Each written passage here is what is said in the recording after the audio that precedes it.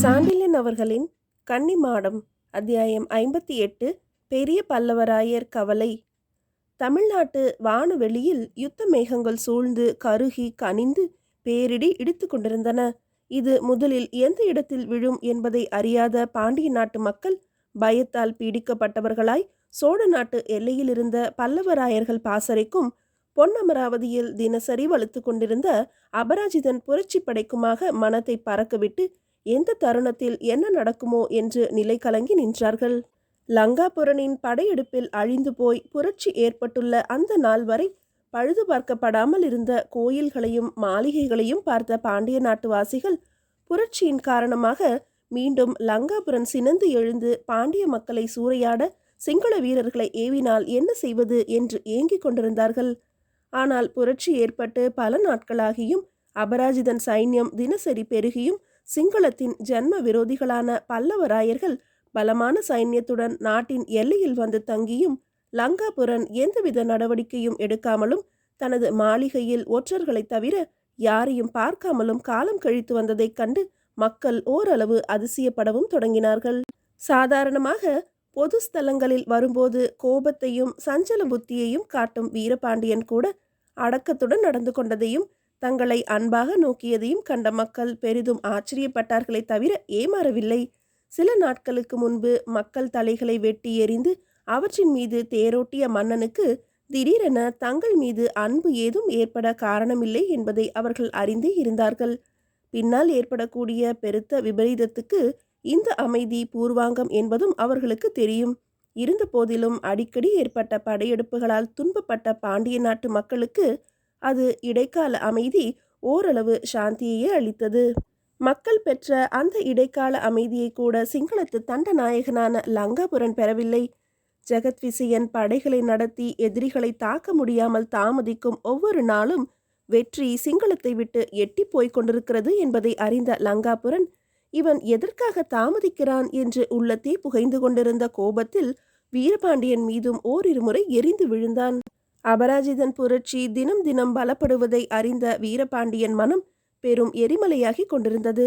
கன்னிமாடத்தில் சொற்ப வீரர்களை கொண்டு அபராஜிதன் தன்னை முறியடித்து துரத்திவிட்ட நாளிலிருந்து பொறுமிக் கொண்டிருந்த அவன் மனதை பொன் அமராவதியிலிருந்து கிடைத்த புரட்சி செய்தி பெரிதும் கலக்கிவிட்டிருந்தது. அத்துடன் அந்த புரட்சி வலுக்கிறது என்பதையும் அபராஜிதனுக்கு சோழர்களின் பக்கபலமும் இருக்கிறது என்பதையும் கேள்விப்பட்டவுடன் வீரபாண்டியன் மனதில் கோபாக்னி கொழுந்துவிட்டு எரிய ஆரம்பித்தது. நிதானத்தை இழந்த வீரபாண்டியன் ஜெகத்விசயனுக்கு மாதவி போர் திட்டத்தை வகுத்து கொடுத்த அதே தினத்தில் பூரண நிலவு பொழிந்து கொண்டிருந்த அதே இரவில் உப்பரிகையின் மீது உலவிக் கொண்டிருந்த லங்காபுரனை மிக கோபத்துடன் அணுகினான். பாண்டிய நாட்டையும் சிங்களத்தையும் எதிர்த்து எழுந்து நின்ற போர் மேகங்களில் சிந்தையை மறையவிட்டிருந்த லங்காபுரன் எதிர்பாராத விதமாகவும் திடும் பிரவேசமாகவும் தனது தனிமையை குலைக்க வந்த மன்னனை நெடுநேரம் வரை திரும்பி பார்க்கவே இல்லை. அவன் சிந்தனைகளை ஒட்டி ஓடிய கண்கள் கூடல் மாநகரமான மதுரையிலிருந்த அந்த மாளிகையிலிருந்து தொலைதூரத்தில் இருந்த ராமேஸ்வர கூடலை நோக்கி பதிந்து கிடந்தன. தான் வந்ததை கூட லட்சியம் செய்யாமல் எங்கோ வெறித்து பார்த்து கொண்டிருந்த லங்காபுரனை சிறிது நேரம் பின்பக்கத்திலிருந்தே கவனித்த வீரபாண்டியன், ஏது மாமாவுக்கு யோசனை பலமாக இருக்கிறது என்று பேச்சை தொடங்கினான். மன்னனை திரும்பி நோக்கிய லங்காபுரன் இதழ்களில் புன்னகை அரும்பியதோடு இகழ்ச்சிக்கு அடையாளமாக அவன் இதழ்களும் ஒரு கோடிக்கு இழுக்கப்பட்டதால் கோரமான அவன் மீசை சற்று அசைந்தது. மன்னன் கேள்விக்கு லங்காபுரன் உடனே பதில் சொல்லவில்லை. கச்சலான அவன் சரீரத்தையும் கோபத்தால் லேசாக துடிக்கும் உதடுகளையும் சஞ்சலமான கண்களையும் பார்த்த லங்காபுரன் இவனுக்காக சிங்களத்து மன்னர் சிங்களத்தின் பெரும் படையை பேராபத்துக்கு உள்ளாக்க இஷ்டப்படுகிறாரே என்று நினைத்தான். லங்காபுர தண்டநாயகன் தனது கேள்விக்கு பதிலேதும் சொல்லாமல் தன்னை உற்று பார்த்து கொண்டிருப்பதை பார்த்த வீரபாண்டியன் முகத்தில் கோபக்குறி பூரணமாக தாண்டவமாடத் தொடங்கியது. ஏன், நான் கேட்டது காதில் விழவில்லையோ என்று உக்கிரமாக சொற்களை கொட்டினான். விழுந்தது என்ற லங்காபுரன் பதிலில் அலட்சியமே காணப்பட்டது. அப்படியானால் ஏன் பதில் சொல்லவில்லை? நீங்கள் கேட்டதில் பதில் சொல்ல என்ன இருக்கிறது? என்ன இல்லை? நான் யோசனையில் இருந்தேன். யோசனையில் இருக்கிறார் போல இருக்கிறது என்று சொன்னீர்கள். உள்ளதை சொன்னதற்கு பதில் என்ன சொல்வது? இந்த கேள்வி வீரபாண்டியனை அயர வைத்தது. மேற்கொண்டு என்ன பேசுவது என்று அறியாமல் திணறிவிட்டு பிறகு கேட்டான், எதை பற்றி யோசனை என்று. லங்காபுரன் விழிகள் மன்னனை நோக்கி ஆச்சரியத்தால் மலர்ந்தன. எதை பற்றி யோசனையா? எதை பற்றி யோசனை செய்ய வேண்டிய சமயம் இது என்று வினவினான் சிங்களத்து தண்டநாயகன். போரை பற்றியா? ஆம். அதை பற்றி என்ன யோசிக்கிறீர்கள்? உங்களுக்கு என்ன அதை பற்றி கவலை? போரை நடத்த வேண்டியவர்களுக்குத்தானே இருக்கும் என்று சொல்லி லங்காபுரன் மன்னன் மீது தன் கூர்மையான பார்வையை நாட்டினான். லங்காபுரன் தன்னை பார்த்து நகைக்கிறான் என்பதை கடைசியாக அவன் சொன்ன பதிலிலிருந்து புரிந்து கொண்ட வீரபாண்டியின் கோபம் எல்லை மீறியதாய், லங்காபுர தண்டநாயகரே, நீர் யாருடன் பேசுகிறீர் என்பதை யோசித்து பேசும். பாண்டிய நாட்டு மன்னனிடம் பேசுகிறீர். நீர் என்னிடம் சேவகம் செய்கிறீர், எனது அடிமை என்று சீறினான். லங்காபுரன் கண்கள் மீண்டும் பாண்டிய மன்னனின் முகத்தில் குறிப்பாக நிலைத்தன. அந்த பார்வையில், அட பைத்தியமே, நீ அடிமையா நான் அடிமையா என்ற சொற்கள் சிதறி கிடந்தன. இகழ்ச்சி பூரணமாக ததும்பிய அந்த பார்வையின் நோக்கத்தை புரிந்து கொள்ள முடியாத வீரபாண்டியன் லங்காபுரன் அடங்கிவிட்டதாக நினைத்து, உம்மிடம் எவ்வளவோ பிரியமும் நம்பிக்கையும் வைத்து பாண்டிய நாட்டில் மன்னனுக்கு அடுத்தபடி உள்ள பெரும் பதவியை உமக்களித்திருக்கிறேன். இந்த பதவி என்று பேசிய வீரபாண்டியனை இடைமறித்த லங்காபுரன், யாருக்கும் கிடைக்காது என்று பேச்சை முடித்தான். இப்பொழுது புரிகிறதல்லவா உங்களுக்கு நான் செய்திருக்கும் உதவி என்றான் வீரபாண்டியன் மீண்டும். ஆஹா, நன்றாக புரிகிறது. அத்துடன் அத்துடன் அத்துடன் என்ன? என் அதிர்ஷ்டமும் நன்றாக தெரிகிறது. அதிர்ஷ்டமா? ஆமாம், தங்களுக்கு சேவை செய்ய வந்தது பெரிய அதிர்ஷ்டமல்லவா என்ற லங்காபுரன் இடி இடிப்பது போல பயங்கரமாக சிரித்தான். அத்துடன் மட்டு மரியாதைகளை அடியோடு கைவிட்டு சிரிப்பை திடீரென கோபமாக மாற்றிக்கொண்டு மன்னனுக்கு வெகு அருகில் வந்து, வீரபாண்டியா, உனக்கு சேவை செய்ய வந்ததை விட பெரிய அதிர்ஷ்டம் வேறென்ன இருக்க முடியும்? குலசேகர பாண்டியன் உன் தகப்பனை அக்கிரமமாக கொன்றான் என்று நினைத்தேன். உன்னை மாதிரி ஒரு பிள்ளையை பெற்றதற்கு அவனை சித்திரவதை செய்தாலும் குற்றமாகாது. மக்களின் அன்பை பெற முடியாத உனக்கு பாண்டிய நாட்டு மணிமகுடத்தை கொடுத்தேன். மணிமகுடம் தரித்த பின்பாவது மக்களிடம் அன்பாக நடந்து கொண்டாயா? அதுவும் இல்லை. மக்களால் வெறுக்கப்படும் உன்னை ஆதரிக்க போய் சிங்களத்தின் படை இன்று அழியும் தருவாயில் இருக்கிறது. புரட்சியோ பொன் அமராவதியில் பலத்துவிட்டது. சோழர்களோ படையை திரட்டி கத்தியை உருவிக்கொண்டு எல்லையில் தயாராக இருக்கிறார்கள். என்ன காரணத்தினாலோ ஜெகத் விசயன் கூடலிலிருந்து படைகளை அசைக்கவும் மறுக்கிறான். இருக்கிற நிலையை பார்த்தால் கண் கெட்ட பிறகுதான் சூரிய நமஸ்காரம் நடக்கும் போலிருக்கிறது. இதைவிட என்ன அதிர்ஷ்டம் எனக்கு வேண்டும் வீரபாண்டியா? இந்த தொல்லைகளில் நான் மனதை பறிகொடுத்திருக்கும் போது உன் இம்சையும் கூட சேர்ந்து விடுகிறது என்று உக்கிரமாக சொற்களை உதிர்த்தான். லங்காபுரன் மேற்கொண்டும் சொன்னான், வீரபாண்டியா, வீணாக அடிக்கடி இங்கு வந்து என் கோபத்தை கிளறாதே. உன் அரண்மனையில் பாங்கிகள் நிரம்ப இருக்கிறார்கள். அந்த உல்லாசத்தில் காலம் கழி. யுத்தம் வீரர்களை பற்றிய விஷயம். அதில் உனக்கென்ன கவலை? இது எனக்கும் அபராஜிதனுக்கும் நடக்கும் போர். தமிழ்நாட்டின் மிக சிறந்த வீரனை சமாளிக்கும் பெரும் பணியில் நான் ஈடுபட்டிருக்கிறேன். அந்த பணியில் குறுக்கே புகுந்து கெடுக்காதே, யோசனையும் சொல்லாதே. அபராஜிதனை முறியடிப்பது சிங்களத்துக்கு நான் செய்ய வேண்டிய கடமை. உன் விதி நல்லதாக இருந்தால் அந்த கடமையை வெற்றிகரமாக நிறைவேற்றுவேன். இல்லையேல் நீ பழையபடி மலைநாட்டுக்கு பயணமாக வேண்டியிருக்கும். மூட்டைகளை கட்டி தயாராக வை. லங்காபுரனின் வார்த்தைகள் வீரபாண்டியனை திக்பிரமையடை செய்தன. என்றும் மரியாதை தவறாத லங்காபுரனே இப்படி பேச வேண்டும் என்றால் நிலைமை மிக கடுமையாகத்தான் இருக்க வேண்டும் என்று வீரபாண்டியனின் மந்த புத்தியிலும் சற்று அறிவு உதயமாயிற்று. மேற்கொண்டு எதுவும் தன்னிடம் பேச லங்காபுரன் இஷ்டப்படவில்லை என்பதை அறிந்த வீரபாண்டியன் தண்டநாயகனை ஒருமுறை ஏற இறங்க பார்த்துவிட்டு மாளிகையின் படிகளில் தயங்கி தயங்கி இறங்கிச் சென்றான். அதற்கு பிறகு மன்னனும் தண்டநாயகனும் பல நாட்கள் சந்திக்கவே இல்லை. படைகளை சென்று பார்வையிடும் நேரம் தவிர இதர சமயங்களில் தனது மாளிகை அறையிலேயே உட்கார்ந்து கொண்டு ஒற்றர்களை பல திசைகளுக்கு அனுப்புவதிலும் வந்த ஒற்றர்களிடமிருந்து தகவலை கிரகிப்பதிலுமே காலம் கழித்து வந்தான் லங்காபுரன். நாளாக ஆக கிடைத்த செய்திகள் அவனுக்கு பெரும் குழப்பத்தை கொடுத்தன. ஜெகத் விசயனிடமிருந்து கிடைத்த ஓலையில் அவன் கண்ட செய்தியும் அவனை திடுக்கிட வைத்தது. என்ன, கடற்கரையோரமாக படைகளை நடத்தி கொண்டு தொண்டி துறைமுகத்துக்கு வந்துவிட்டானா என்று கேட்டான் லங்காபுரன். ஆம் பிரபு என்றான் ஓலையை கொடுத்த தூதன். மாதவி, அவர்களும் ஜெகத் விசயருடன் போயிருக்கிறார்கள். இதை கேட்ட லங்காபுரன் தீவிர யோசனையில் ஆழ்ந்தான். இது பெரும் விசித்திரமாக இருக்கிறது. ஜெகத் விசயன் என்ன செய்ய உத்தேசிக்கிறான்? தொண்டி பக்கம் வருவது எதிரிக்கு வெகு அருகில் வருவதாயிற்றே. உடனே போரில் இறங்கப் போகிறானா? அப்படியானால் படைகளை நடத்தி இந்த பக்கத்தில் தாக்கும்படி என்னை ஏன் அழைக்கவில்லை? என்று ஏதேதோ யோசித்த லங்காபுரன் ஏதும் தெரியாமல் குழம்பினான். ஆனால் பெரும் புரட்சி படையில் பொன் அமராவதியில் இருந்த அபராஜிதன் மட்டும் குழம்பவில்லை. ஜெகத் விசயன் தொண்டி துறைமுகத்திற்கு புறப்பட்ட செய்தியை ஒற்றர்கள் கொண்டு வந்தபோது பொன் அமராவதியில் நிஷதராசன் மாளிகையில் வெளி தாழ்வாரத்தில் நின்று கொண்டு எதிரே கண்ணு கெட்டும் தூரம் வரையில் அடிக்கப்பட்டிருந்த தனது படைகளின் கூடாரங்களையும் அவை ஒவ்வொன்றின் முன்பாக ஜொலித்த பந்தங்களையும் பார்த்து கொண்டிருந்தான். ஆயிரம் பந்தங்கள் ஜொலித்ததால் பூமியே நட்சத்திர கூட்டத்தை தாங்கும் வானம் போல விளங்கியதைக் கண்டு பூரித்து கொண்டிருந்த அபராஜித பல்லவனுக்கு சற்று அப்பால் தள்ளி நின்ற காரி வளவனும் மார்க்கியனும் ஏதோ பேசிக் கொண்டிருந்தார்கள். அச்சமயத்தில் அவசரமாக படிகளில் ஏறி வந்து அபராஜிதனை வணங்கிய ஒற்றன், பிரபு, ஜெகத்விசய தண்டநாயகன் தொண்டியை நோக்கி படைகளுடன் புறப்பட்டு விட்டான் என்றான். அபராஜிதன் கண்கள் ஒரு வினாடி ஆச்சரியத்தை காட்டின. அந்த ஆச்சரியம் அடுத்த வினாடி மறைந்துவிடவே பழையபடி கைப்பிடி சுவரில் சாய்ந்து கூடாரங்களை கவனிக்கலானான்.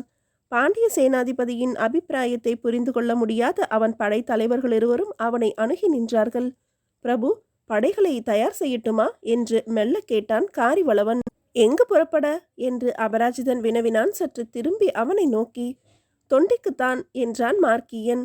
காரியை விட்டு மார்க்கியனை நோக்கி திரும்பிய அபராஜிதன், தொண்டிக்கு எதற்காக போக வேண்டும் என்று வினவினான். எதிரி நம்மை தாக்கும் முன்பு நாம் தாக்க வேண்டாமா என்று கேட்டான் காரிவளவன். தாக்காவிட்டால் அவன் படைகளுக்கும் லங்காபுரன் படைகளுக்கும் இடையில் நமது படைகள் சிக்கிக்கொள்ளும் என்று சுட்டிக்காட்டினான் காரிவளவன். அபராஜிதன் அவர்கள் யோசனையை ஏற்கவில்லை. படைகள் இப்பொழுது எங்கும் போக வேண்டாம் என்று உத்தரவிட்டான். அவன் உத்தரவை கேட்ட அனுபவசாலியான காரிவளவன் திகைத்தான்.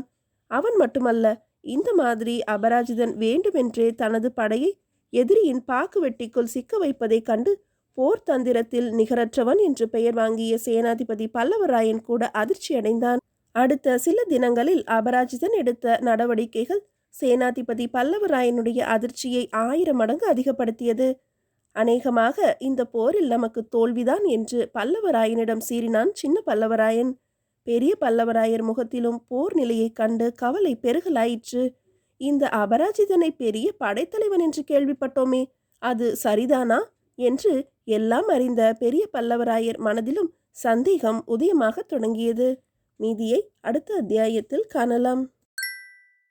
அத்தியாயம் 59. ஒற்றனும் ஓலையும்.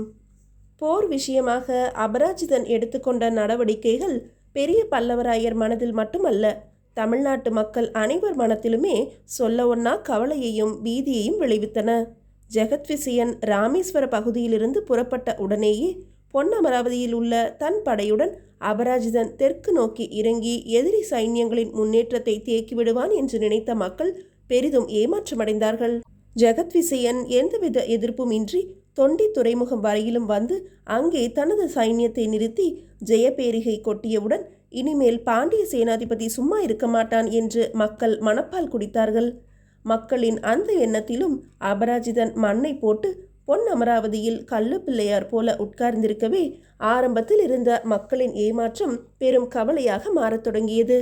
லங்காபுரன் முதலில் தொண்டியிலும் பாசிப்பட்டணத்திலும் நடத்திய போர்களில் நடந்த அக்கிரமங்களும் அவன் அடைந்த இணையற்ற வெற்றியும் மக்கள் மனதில் அந்த சமயத்திலும் அழியாது இருந்தமையால் அதே தொண்டியில் ஜெகத்விசயன் வந்து தங்கியதும் மக்களின் கவலை கலவரத்துக்கு இடம் கொடுக்கலாயிற்று. லங்காபுரன் முதலில் அடைந்த வெற்றியை பற்றி சிங்களத்து ராஜ பரம்பரை சரித்திர புத்தகமான மகாவம்சம் லங்காபுரன் நீலக்கடலை எதிரிகளின் இரத்தத்தால் சிவப்பாக மாற்றினான் என்று முரசு கொட்டுகிறது. செங்கற்பட்டு ஜில்லாவில் உள்ள ஆரப்பாக்கம் கல்வெட்டுக்களில் கூட தொண்டியிலும் பாசியிலும் சோழ படைகளுக்கு முதலில் தோல்வியே உண்டாயிற்று என்று பொறிக்கப்பட்டிருப்பதையும் பார்க்கிறோம். இந்த ஆரம்ப தோல்விகளால் பீதியுற்ற மக்கள் அதே தொண்டியில் ஜெகத்விசயன் கூடாரம் அடித்த பிறகும் அபராஜிதன் அசையாமல் இருப்பதைக் கண்டு பேரச்சம் கொண்டார்கள் என்றால் அதில் ஆச்சரியமேதும் இல்லை அல்லவா? தொண்டியில் தான் 10-15 நாட்கள் இருந்தும் அபராஜிதன் பொன் அமராவதியிலிருந்து நகராததால் சலிப்படைந்த ஜெகத்விசயன் மாதவியின் யோசனைப்படி தனது படைகளை தொண்டிக்கு வடக்கேயும் செலுத்தி சோழ மண்டலத்துக்குள் காலடி எடுத்து வைத்தான். அவனை உடனே மறிக்க வேண்டும் என்று சேனாதிபதி பல்லவராயன் துடித்தான். பாண்டிய சேனாதிபதியான அபராஜிதன் அதை தடுத்தான். அவன் அனுப்பிய ஓலையை 2 முறை படித்த பெரிய பல்லவராயர் சின்ன பல்லவராயனை நோக்கி ஏதும் புரியாமல் விழித்து, இதோ இந்த ஓலையை பாரும் என்று கொடுத்தார். ஓலையை படித்த சேனாதிபதி பல்லவராயன் முகத்தில் மிதமிஞ்சிய கோபத்தால் எள்ளும் கொள்ளும் வெடிக்க, பேரமைச்சரே, இவன் என்ன விளையாடுகிறானா என்று சீறினான். அபராஜிதன் போக்கு எனக்கு புரியவில்லை என்றார் பேரமைச்சர். நமது படைகளை கொண்டு ஜெகத்விசேனை தாக்கக்கூடாது என்று எழுதியிருக்கிறானே என்று மறுபடியும் கேட்டான் சோழர் படைத்தலைவன். பேரமைச்சர் பதிலேதும் சொல்லாமல் ஆமாம் என்பதற்கு அறிகுறியாக தலையை மட்டும் அசைத்தார். அது மட்டுமல்ல, நமது படையில் ஒரு பகுதியை அழைத்து கொண்டு பொன் அமராவதிக்கு வந்து தன்னுடன் சேர வேண்டும் என்று அழைக்கிறானே என்று தொடர்ந்தான் படைத்தலைவன். ஆமாம், ஓலையில் அப்படித்தான் கண்டிருக்கிறது என்றார் பேரமைச்சர். நமக்கு முன்னால் இருக்கும் எதிரியை தாக்காமல் நானும் போய் பொன் அமராவதியில் கையை கொட்டுக்கொண்டு உட்கார்ந்திருப்பதால் அர்த்தம் என்ன இருக்கிறது? அதுதான் எனக்கும் புரியவில்லை. அப்படியானால் அவனை போரில் இறங்கும்படி உடனே உத்தரவு அனுப்புங்கள் என்றான் சின்ன பல்லவராயன். அபராஜிதன் நம்முடைய அதிகாரத்துக்கு உட்பட்டவன் அல்ல. அவனிடம் இருப்பது அவனே திரட்டிய புரட்சிப்படை. நாம் சொல்வதை அவன் கேட்டால் கேட்கலாம், கேட்காவிட்டாலும் விடலாம். பெரிய பல்லவராயர் தீர்க்க ஆலோசனையில் அமர்ந்தார். நீண்ட நேரம் சிந்தித்த பிறகு சொன்னார், 10,000 வீரர்களை அழைத்து கொண்டு அவன் கேட்கிறபடி பொன்னமராவதிக்கு போவோம் என்று. சேனாதிபதி பல்லவராயன் தன் கூரிய விழிகளை பெரிய பல்லவராயர் மீது நாட்டினான். பெரிய பல்லவராயர் அமைதியுடன், படைத்தலைவரே, எனக்கு இன்னும் அபராஜிதனிடத்தில் நம்பிக்கை போகவில்லை. அவன் நடந்து கொள்ளும் முறைகளை பார்த்தால் சந்தேகமும் கவலையும் என் மனதிலும் எழத்தான் செய்கின்றன. இருந்தாலும் அபராஜிதன் ஏதோ காரணமாகவே தாமதிக்கிறான் என்று எனக்கு தோன்றுகிறது. அபராஜிதன் போர் முறைகள் அசாஸ்திரியமாக இருக்கலாம், ஆனால் இறுதி வெற்றிக்கு அவை உதவினால் முறைகள் எப்படி இருந்தால் என்ன? சாஸ்திரியம் அசாஸ்திரியம் என்பதெல்லாம் காலம் ஏற்படுத்திய வழக்கு. இன்று அபராஜிதன் எடுக்கும் போர் முறைகள் பலன் தந்தால் அவையே நாளை சாஸ்திரிய முறைகளாகலாம். எதற்கும் பொறுத்திருந்து பார்ப்போம். நீர் அவன் கேட்கிறபடி 10,000 வீரர்களை அழைத்து கொண்டு பொன் அமராவதிக்கு போய் சேரும் என்றார்.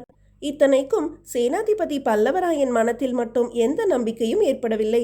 10,000 வீரர்களை அழைத்து கொண்டு பொன் அமராவதிக்கு வந்த பிறகு சோழ நாட்டு படைத்தலைவனின் அவநம்பிக்கை முன்னை விட அதிகமாக வளர்ந்தது.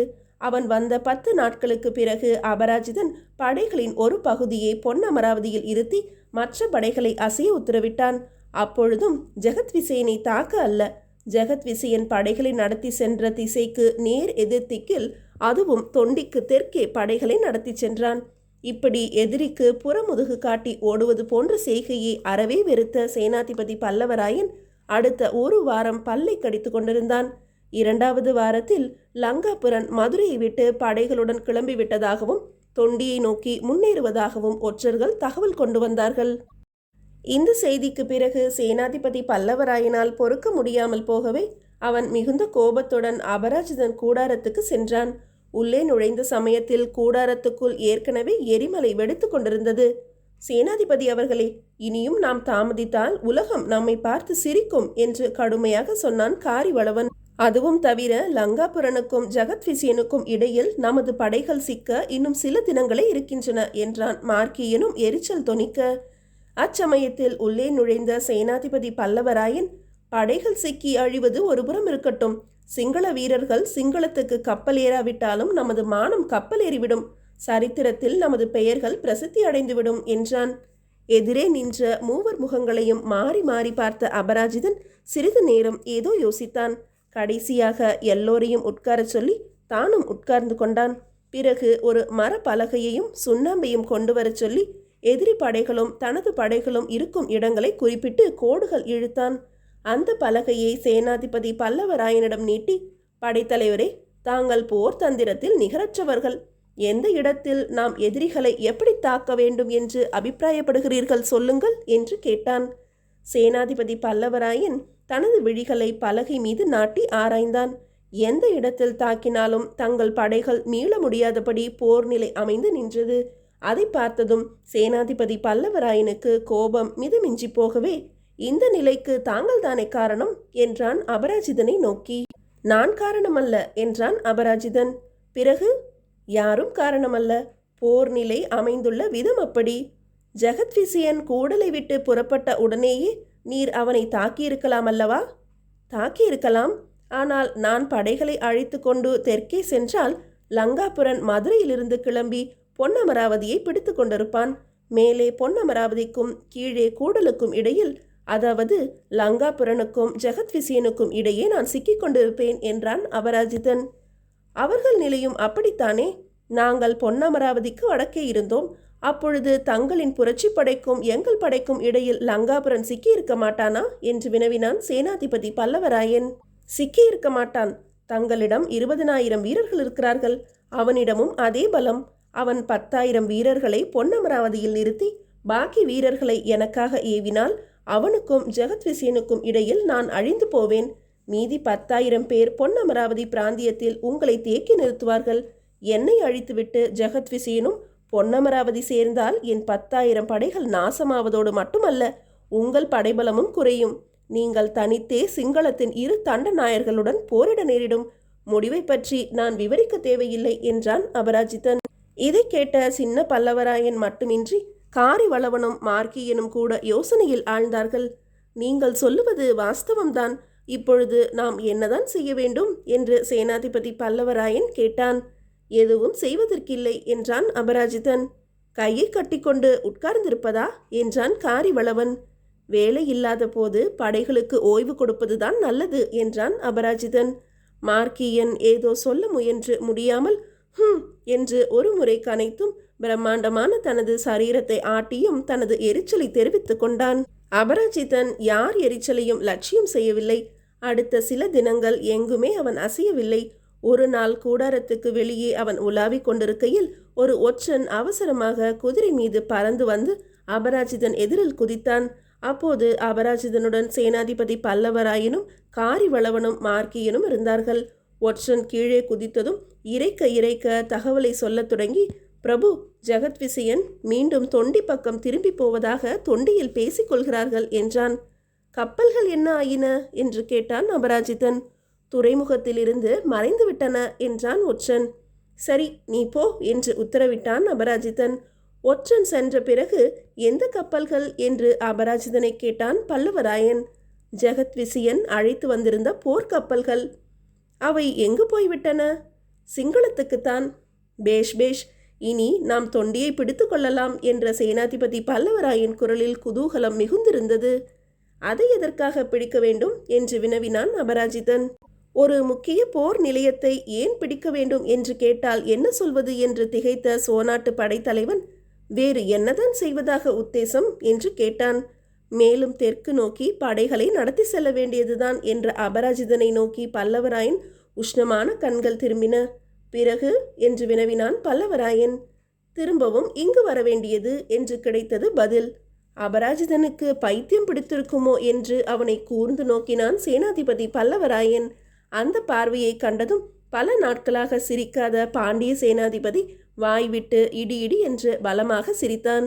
வெகு நேரம் சிரித்துவிட்டு அந்த சிரிப்பால் சினந்து சீறிக்கொண்டிருந்த சேனாதிபதி பல்லவராயனுக்கும் கவலையுற்று இருந்த தனது 2 படைத்தலைவர்களுக்கும் தான் அனுஷ்டிக்க போகும் போர் முறையை விவரிக்க சேனாதிபதி பல்லவராயன் முகத்தில் மட்டுமின்றி காரிவளவன் மார்க்கியன் முகங்களிலும் கோபம் மறைந்து முதலில் ஆச்சரிய ரேகையும் பிறகு பிரமிப்பும் படரத் தொடங்கின. போர் தந்திரத்தில் இணையற்றவன் என்று பெயர் வாங்கிய சேனாதிபதி பல்லவராயனே வியக்கும்படியான திட்டத்தை வகுத்த அபராஜிதனை பற்றியோ அவன் படைகளை பற்றியோ சிறிதும் சிந்திக்காமல் கருணாகரத்தேவன் இருப்பிடமான பாசிப்பட்டணத்துக்கு வந்து சேர்ந்த ஜெகத்விசயன் மாதவி விரித்த வலையில் பூரணமாக சிக்கி பேரானந்தத்தில் மூழ்கியிருந்தான்.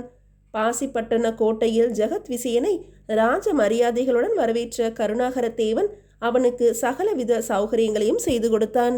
அவனது உபச்சாரங்களில் லயித்த ஜெகத்விசயன் பாசிப்பட்டணத்து கோட்டைக்குள் சில வீரர்களை மாத்திரம் நிறுத்தி கொண்டு தன்னுடன் வந்த 1000 வீரர்களை கோட்டைக்கு வெளியிலேயே நிறுத்தினான். அவன் கவலை இல்லாமல் காலம் கழிப்பதை பார்த்த கருணாகரத்தேவன், என்ன தண்டநாயக்கரே, உங்கள் படைகளை தொண்டியிலிருந்து 2 காத தூரத்தில் நிறுத்தியிருக்கிறீர்கள். நீங்களும் பெரும் படையை விட்டு இங்கு தங்கியிருக்கிறீர்கள். இது எதிரிகளுக்கு தெரிந்தால் என்று சந்தேகமாக கேட்டான். தேவரே, தெரிந்தால் என்ன? லங்காபுர தண்டநாயகர் சைன்யமும் எனது சைன்யமும் வெகு அருகில் இருக்கின்றன. தமிழ்நாடு வியக்கும்படியான ஒரு நிகழ்ச்சி தொண்டியில் ஏற்பட போகிறது. அத்துடன் அபராஜிதன் படைகள் நசுக்கப்படும். பிறகு என் படையும் லங்காபுர தண்டநாயகர் படைகளும் சேர்ந்து வடக்கே தனியாக இருக்கும் அந்த பெரிய பல்லவராயனை பொடியாக்கிவிடும் என்று கூறி பெரிதாக நகைத்தான். தேவனும் அவனுடன் கூட நகைத்தான். ஆனால் அவன் சிரிப்பு அன்று வறண்டு இருந்தது. ஒரு வாரத்திற்கு பிறகு அதே சிரிப்பில் வளப்பம் காணப்பட்டது. அந்த வளப்பமான சிரிப்பை அவன் உதிர்த்த நாள் பாண்டிய நாட்டுக்கும் வளப்பத்தை விளைவித்த நாள். அந்த தினத்தில்தான் தொண்டியில் இருந்த ஒற்றன் ஒருவன் அவசரமாக வந்து ஜெகத்விசேனை காண விரும்பினான். எதற்காக என்று கேட்டான் கருணாகரத்தேவன். அவர் படைத்தலைவர் தொண்டியிலிருந்து செய்தி அனுப்பியிருக்கிறார். சரி, ஓலையை என்னிடம் கொடு என்றான் கருணாகரத்தேவன். முடியாது, அவரிடம் நேரில் கொடுக்க வேண்டும். அவரை பார்க்க முடியாது, மாதவியுடன் உப்பரிகையில் இருக்கிறார் என்றான் தேவன். அத்துடன் சொன்னான், இந்த கோட்டைக்கு நான் தான் அதிபதி. லங்காபுர தண்டநாயகன் ஆதரவில்தான் நானும் என்னை சேர்ந்த பாண்டிய வீரர்களும் இங்கு இருக்கிறோம். செய்தி அவசரமாக இருந்தால் என்னிடம் ஓலையை கொடு, நான் இப்போதே ஜெகத்விசேனிடம் கொடுக்கிறேன் என்றான். கருணாகரத்தேவன் குரலில் இருந்த அதிகாரத்தையும் கடுமையையும் கண்ட ஒற்றன் வேறு வழியில்லாமல் ஓலையை அவனிடம் ஒப்படைத்தான். ஒற்றனை கவனித்து வேண்டிய வசதிகளை செய்து கொடுக்குமாறு தன் வீரர்களுக்கு உத்தரவிட்டு ஓலையை எடுத்துக்கொண்டு தனது அறைக்கு சென்ற கருணாகரத்தேவன் கதவுகளை சாத்தி கொண்டு ஓலையை படித்தான். பிறகு மெல்ல அந்த ஓலையை பக்கத்தில் எரிந்து கொண்டிருந்த தீபத்தில் காட்டி பற்ற வைத்தான். எரிந்து கீழே விழுந்த ஓலை சாம்பலை தன் காலால் மிதித்து அழித்தான். பிறகு இதழ்களில் புன்முறுவல் படர அரை கதவை திறந்து கொண்டு பூனை போல வெளியே நடந்து சென்றான். மீதியை அடுத்த அத்தியாயத்தில் காணலாம்.